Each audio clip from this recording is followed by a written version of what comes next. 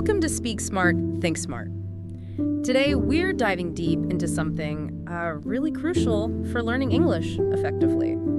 It goes way beyond just, memorizing words and grammar rules. Yeah, absolutely. We're talking about how you actually take in, remember new information. Especially when you're taking notes. That's it. So many of you focus really hard on the what of English, the vocab, the verb tenses. Which is important, obviously. Totally essential. But the how often gets missed. How does your brain actually process and hang on to this new language? And that's where note-taking comes in, right? Getting smart about how we take note. Exactly. Mastering those techniques. So to help us figure this out, we looked at a really interesting YouTube video. It's from the channel Koi. Ah, yes. The 7 note-taking secrets of the top 1% of students video. That's the one. Now, okay, it's not specifically about learning English. No, it's more general student learning. But the ideas in it, we think they're incredibly powerful for you as English learners.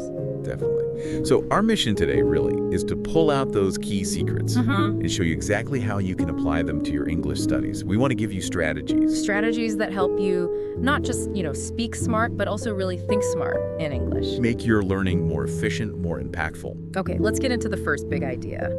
It tackles something I think, probably loads of us do. Creating what the video calls a wall of words. Pages and pages just full of dense text notes. Oh, yeah. Just paragraph after paragraph. Trying to reread that later, it can be overwhelming. It really can. And the video suggests something different. Visual notes. Like pictures. Yeah, or images, flowcharts, diagrams, maybe mind maps, things like that, instead of just solid text. Why does that work better? Well, the thinking is our brains process visuals and words kind of separately. Different channels. Okay. So when you combine them, you actually encode the memory more strongly. We just tend to remember pictures, visuals better than just lines of text. Right. Okay, so for learning English, this is where it gets interesting. Instead of just writing, say, happy and its definition, you could maybe draw a little word web. Happy in the middle. Yeah, branch out. Synonyms like joyful, glad, maybe an antonym like sad. Even a little smiley face drawing. Exactly.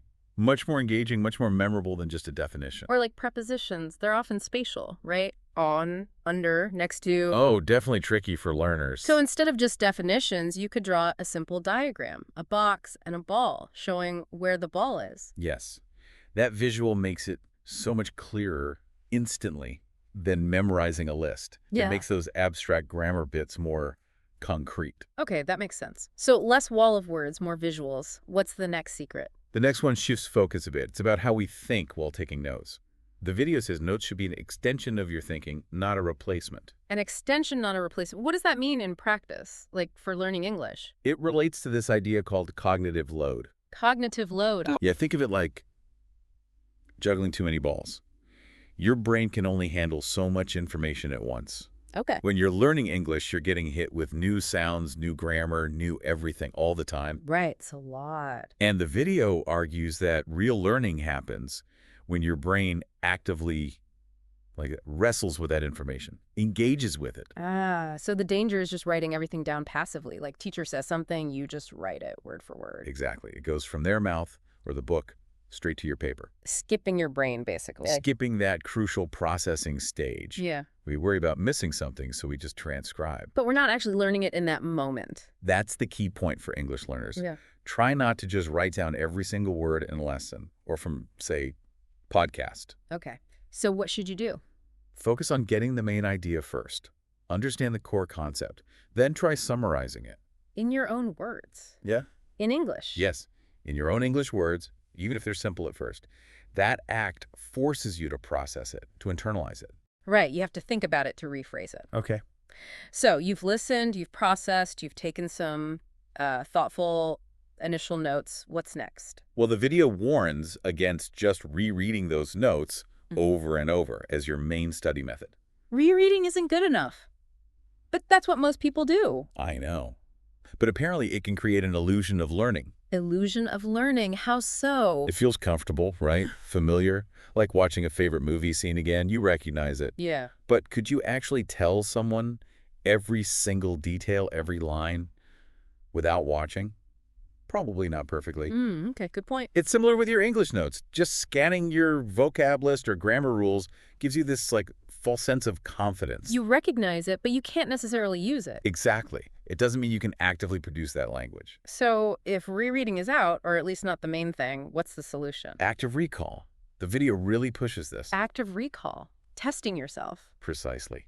Trying to pull that information out of your memory without looking at your notes. Okay, so for English, that would be like trying to use those new vocab words you learn, maybe in a practice conversation or writing a paragraph. Yes.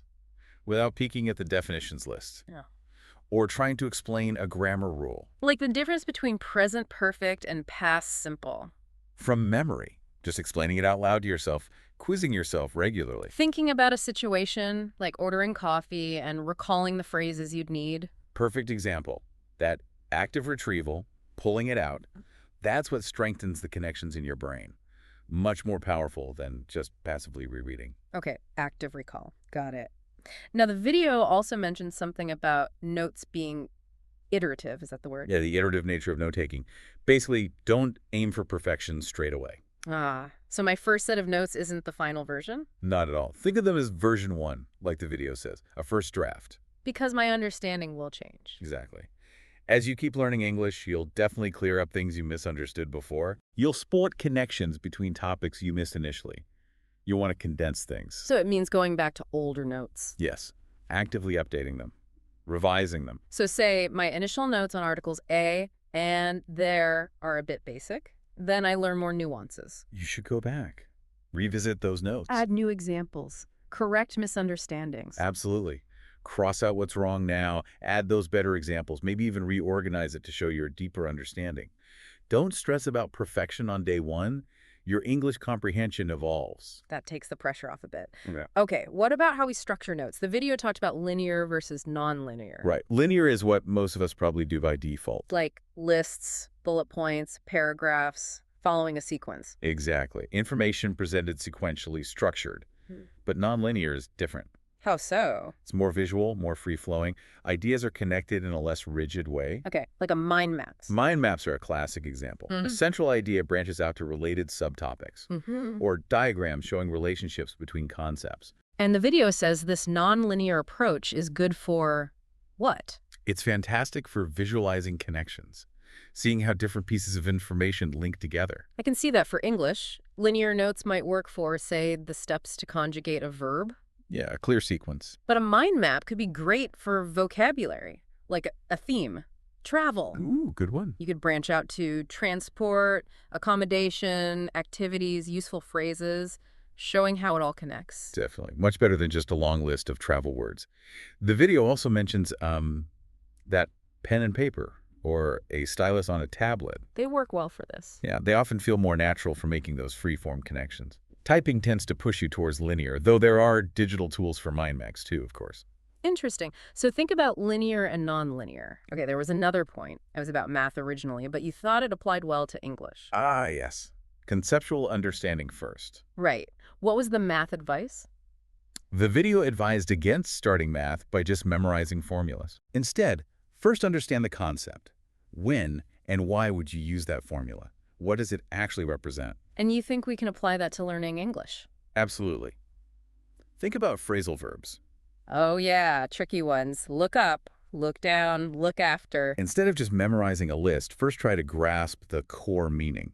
Why does up change the meaning of look in that specific way? What's the underlying idea? Or for grammar, like understand the function of relative clauses, what they do in a sentence, before just memorizing the rules for how to form them. Precisely.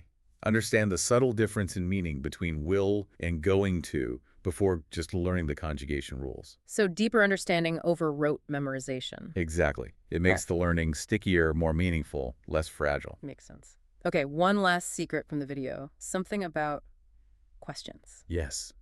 The power of writing questions. Actively formulating questions about what you're learning. How does writing questions help? Seems simple. It has multiple benefits, actually. First, it gives you a clear purpose when you go back to review. You're not just reading. You're searching for answers. Oh, okay. Active again. Second, it forces you to think critically. You have to put yourself in the shoes of, like, a teacher or a test maker. What are the key things to ask about this topic? And third, those questions themselves become a fantastic self-study tool. You've basically created your own quiz. so if I'm learning, say, conditional sentences in English, instead of just writing the rule, I should also write questions like, when do I use the second conditional versus the first? Or what's the punctuation rule? Exactly. And the video mentions some notating apps even have features like toggles where you can hide the answers to your questions. Oh, cool. Like digital flashcards built into your notes? Kind of.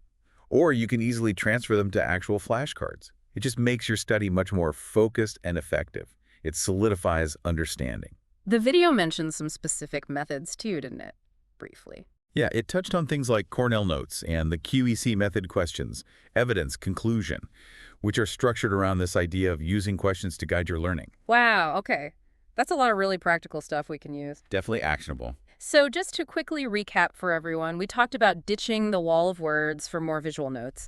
Images, diagrams. Remembering notes should extend your thinking, not replace it, so active processing is key. Right, avoid just transcribing. The importance of active recall, testing yourself, instead of just passive rereading. Crucial for making it stick. Treating notes as iterative, version 1, and updating them as you learn more. Don't aim for perfection first time. Using both linear and nonlinear methods, like mind maps, depending on the task. Yeah, choose the right tool.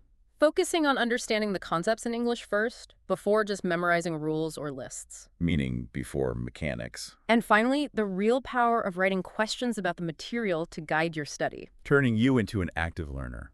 All of these things, they're designed to make your English learning more active, right? Exactly. More active, more engaging, and ultimately more successful.